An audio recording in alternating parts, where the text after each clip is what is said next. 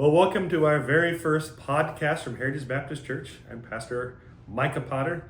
I'm with the newest pastor, Andrew Wright, and we thought that we could talk for a little bit about what it's like to be a missionary kid, both the pros and the cons.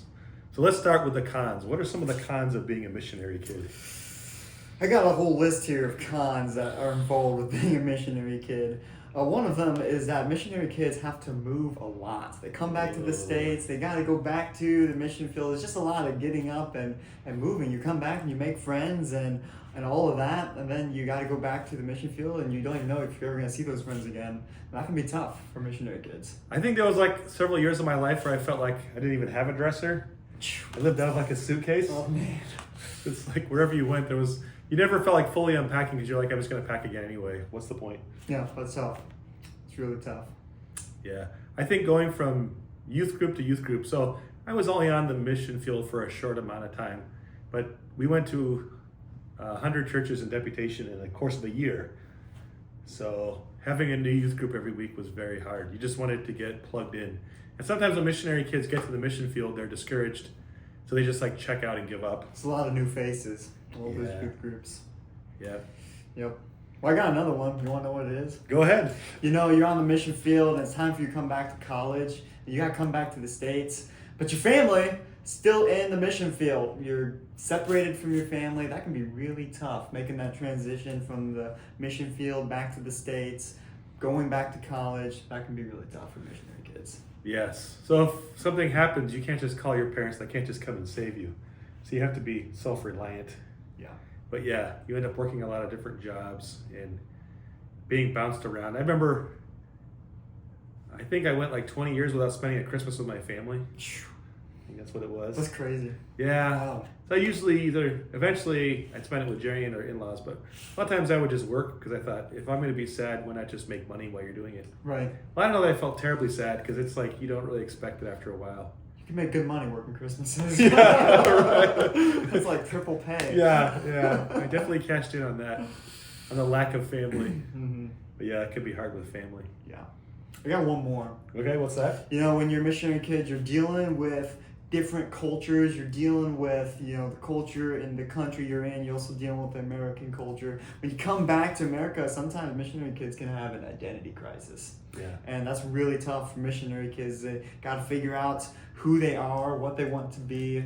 And it's really tough when you're interacting with people your age that know jokes that you don't know, that are in a culture that you're not familiar with. Sometimes, unfortunately, missionary kids are the subject of being made fun of because they're the oddball out. It can be tough sometimes. That never happened to me. I don't know. Never. But it's been you. Well, just me then, I guess. I'm sure from personal experience. No, I'm sure I got picked on too.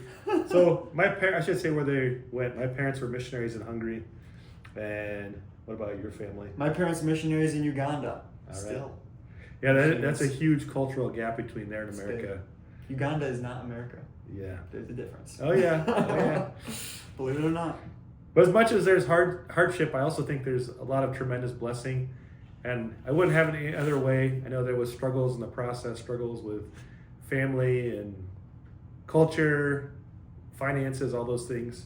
There's also a lot of blessings. You want to get into some of the pros here? Yeah, what are some of the pros? Well, let's Pastor look Andrew? at them. First, one of the biggest, unbelievable pros of being a missionary kid is the reality that you get to travel a lot. Like, I remember growing up, we traveled through England, we traveled through Germany, we traveled through Dubai. Just because we had to go back to the States, we had to go back to Uganda. That is something that a lot of missionary kids take for granted. But other people don't get to experience that. So that's just a wonderful pro of being a missionary kid.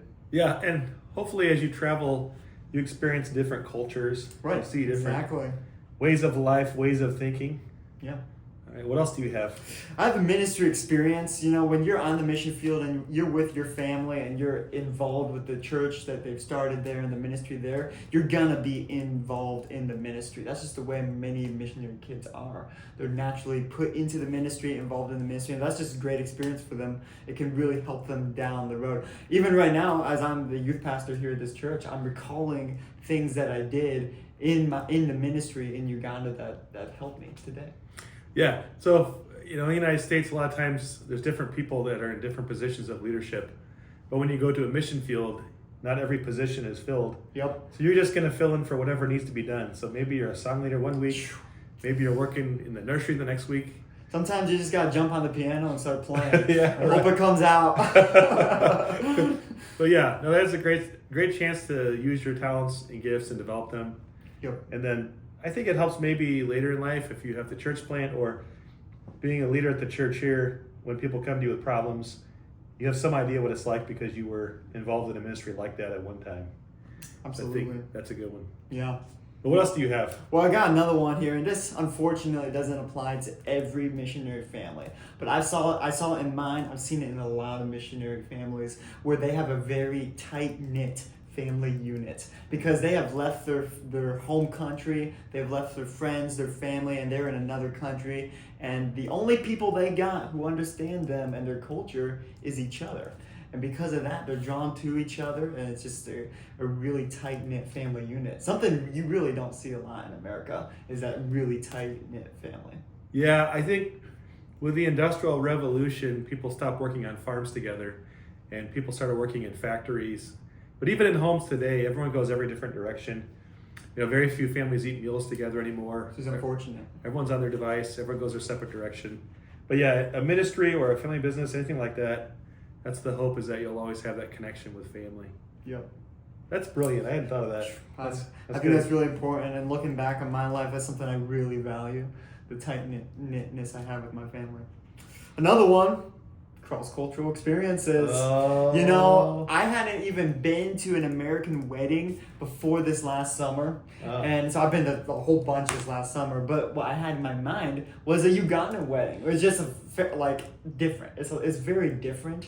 But I have that cross-cultural experience, something that I can tell stories about. And there's so many other experiences I've had that because I'm a missionary kid, I've been able to experience different cultures.